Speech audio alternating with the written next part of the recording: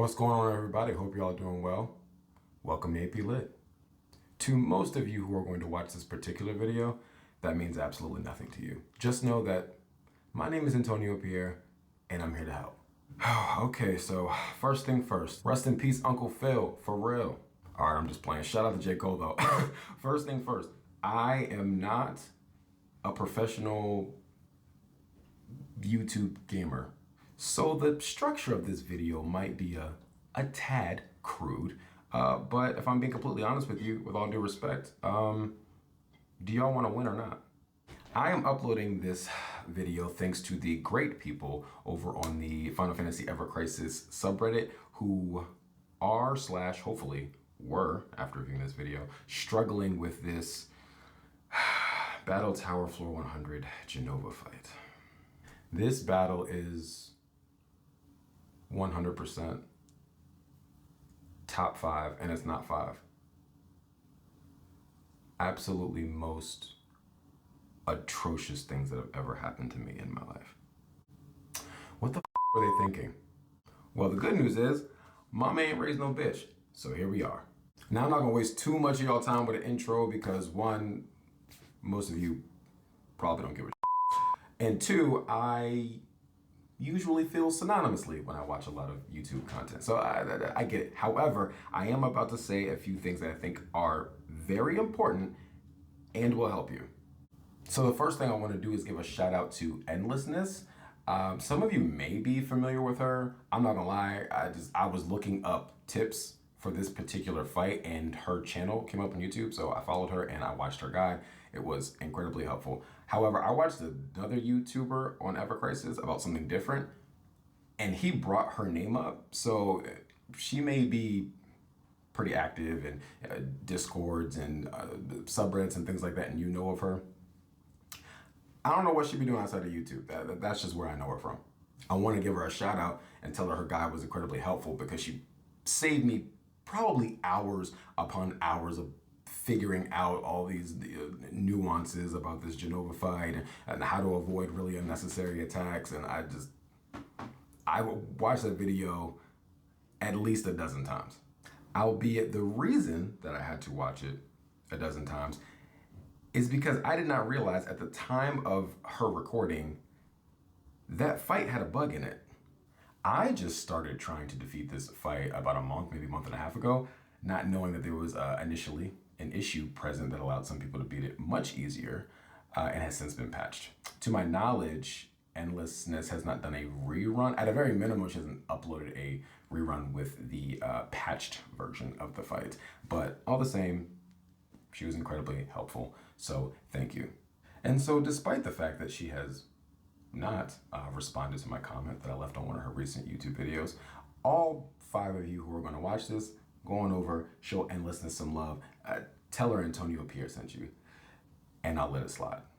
Other things to note that are probably more important, you do not need reprieve for this fight. I have it on Aira's armor because I like the armor and everything it has to offer. However, I actually did 2 reruns because I did accidentally activate reprieve. Genova caught me slipping. It happens to the best of us. So I actually had to I've now beaten the fight 3 times because I had to do it again. I wanted a run in which one of your characters doesn't die because that's kind of the goal, right? Also, even though I was using the Crimson Staff, I actually think you could probably just do this with Fairy Tail. I wanted to make sure I had enough AoE damage going on to kind of help Barrett a little bit because Barrett is using magic in this fight. I was pretty confident that I had enough healing potency with Aerith that I would be able to keep up with everything Genova was dishing out. Spoiler alert, it was. Also, if you look on my Reddit post where I shared this team, Barrett's Electro Cannon has 1 less star. I pulled another copy of Electro Cannon last night from I got 5 golden Barrett tickets from one of the lottery boxes, and it slipped my mind and I overboosted it. However, I assure you that this extra star didn't hardly change the flow of the battle at all. I think the last thing that's really important that I note about my setup is that just about everything I have, like almost all the weapons I have equipped, have a branding with at least 9 magic defense. I definitely had to rack that magic defense up. So that's something I don't go into detail just by scrolling, and I didn't really show in my Reddit post, but make sure you get some magic defense on that equipment.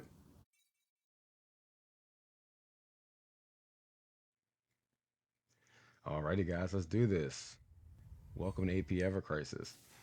Ever Crisis 101. The first thing you're going to want to do here is not die. And in order to do that, you're going to want to start using Sanctuary with Cloud immediately. You're going to want to do that 3 times. In a pinch, you can survive this Morning Whale if you only have magic defense up 1 or 2 levels, as long as Genova's magic attack is down by 2 levels. I do not recommend doing it. Sometimes things just happen and it be like that.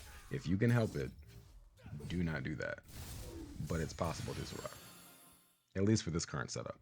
The reason I'm using Electro Cannon for Barret is because it's way easier to hit everybody and lower everyone's magic attack than it is to keep flip-flopping back and forth between enemies. Genova gets her magic attack stack up so many times, it's absolutely ridiculous. This fight is the bane of my existence.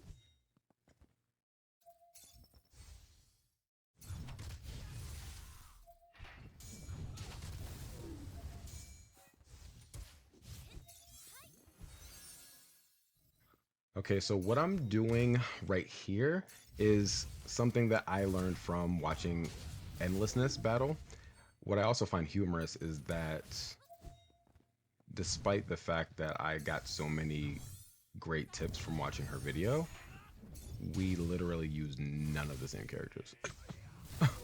I put my own little spin on it, no pun intended, as Cloud just got done twirling around with his giant Buster Sword. You want to time when you get rid of both tentacles. If you do it right when Genova is about to cast poison on everyone, you can skip her vengeance attack, which is a big deal. So I do not use my summons until until Genova is already stunned. So I can do as much damage as possible to her during that first stun. Cloud here is doing enough. I mean, obviously, Barret and Aerith are helping, but obviously Cloud is doing the bulk of the damage. Cloud's doing enough damage that he can get rid of these tentacles, like, for the most part, before Genova gets ready to use that poison attack. So the main reason I use Breath of the Earth right there is actually because our magic defense was so low. As I'm sure most of you probably know, Breath of the Earth, not only does it heal the entire party by a pretty substantial amount, it gets rid of any defensive ailments that you have. So instead of sitting there trying to use Sanctuary enough times to defend against that attack, you can use Breath of the Earth to just get rid of the magic defense down, and then Cloud only has to do Sanctuary 1 time. This frees up a lot of ATB, and then you can use one of those times you would have hypothetically have used Sanctuary to get off some more DPS. So it's a nice little trick. That's why I run that with Aerith. What you're watching me do right here is finalize the execution, no pun intended, finalize the execution of trying to get the perfect timing of destroying this tentacle when Genova is about to unleash poison on everybody. You can kind of tell, and I've done this battle approximately 10.7 billion times at this point. So you can tell when she's about to do it. I like to get rid of the tentacle with just normal attacks as opposed to one of the summons. However, depending on your DPS, like all that kind of stuff, it's not the end of the world if you have to use one of the summons to get rid of the tentacle right as Genova's about to use the poison attack, because after this first stun, she ends up healing some of her health back anyway, and there'll be plenty of opportunities to do more damage to her. So I wouldn't worry about it too much, but for me, I like getting Genova's health down as much as possible for this first stun. So what I like to do with Aerith when I don't have anyone to heal in the moment, I like to use Night Bloom as much as I can before we ever even get to this phase, which you end up doing, I believe, once you enter this phase for the 4th time. That's when, at the very minimum, when you're going to want the fight to be over. Otherwise, it will be over, if you know what I mean. And you will see that later. I like to get as many Night Blooms off as possible, slash as many are necessary, so that Jenova's defense is at least neutral by the time I get here, so you're not wasting any potential damage that could have been had if you're using Cloud or whoever else swinging on Jenova while she still has like defense up and stuff like that.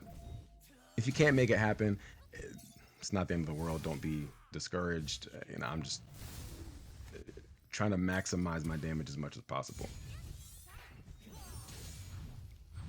What is important to note here is that this is the only stun phase where you see me unleash the summons basically at the beginning of the stun phase as soon as I get defenses down, and not when the tentacles first come back up, because there's a little pocket of time when she first revives the tentacles where they don't have their, none of them have their defenses up, so you can get damage on all of them, so you can get back to that stun phase as fast as possible.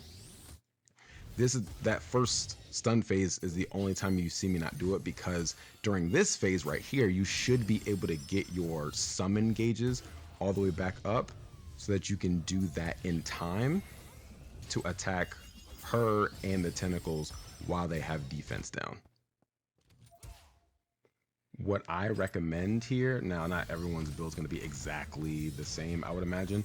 What I recommend here, because Barrett is going to be focusing on sigil breaking as he should be, he's not using the electro cannon to lower the magic attack.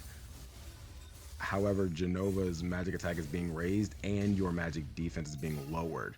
So I do Sanctuary at least twice in the beginning of that sigil breaking phase to offset the magic defense so you can stay alive. And I do heal with Aerith once or twice too, but don't think that the only thing you have to do during phases like this is just strike with Cloud or whoever your DPS is. It's okay during these phases to use Sanctuary, because you're not doing that much damage to Jenova anyway while her defense resistance is up. After the sigil phase, there's going to be a lot of rinse and repeat for the most part until the dreaded deadly poison phase, right? Which theoretically you shouldn't have to deal with long once. Well, you're probably not going to be able to deal with it long realistically, but right here, as soon as Jenova restores the tentacles, she's going to cast poison everyone. She's going to start using Aeroga. And they hurt a lot. I strongly recommend you always switch to defense when those are coming, because they're devastating. The amount of damage that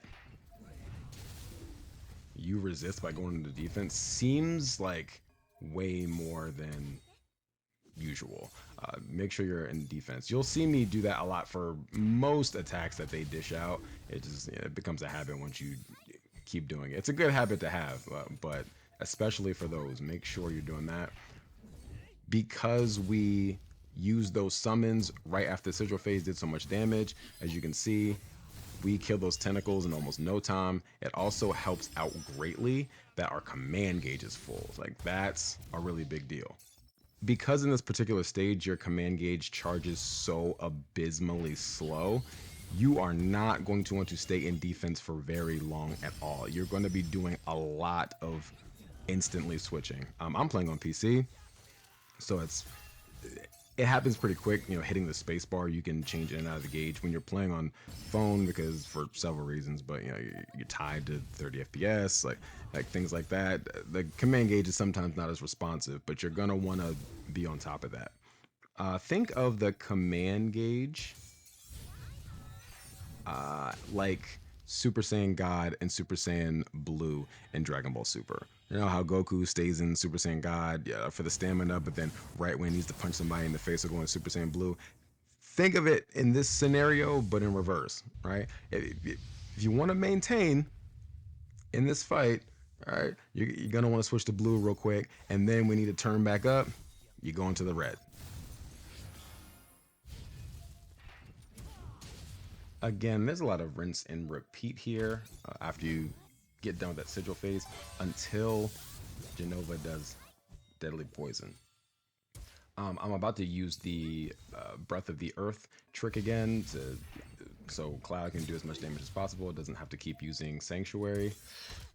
That also reminds me though, I have Aerith's stock ultimate weapon on, and her ultimate weapon gets rid of attack ailments. So I have a limit break for her that gets rid of the defensive ailments, and then her ultimate weapon that one time will get rid of attack ailments. So after Deadly Poison, when Genova then also reduces your attack by like 5 levels, Aerith can bring that back down to normal so that you can get rid of the tentacles. And then after that, because you now have venom on you, and then Genova cast poison on top of the venom, you're gonna want to end that fight as quickly as possible. So make sure you keep that ultimate weapon in mind when the time comes.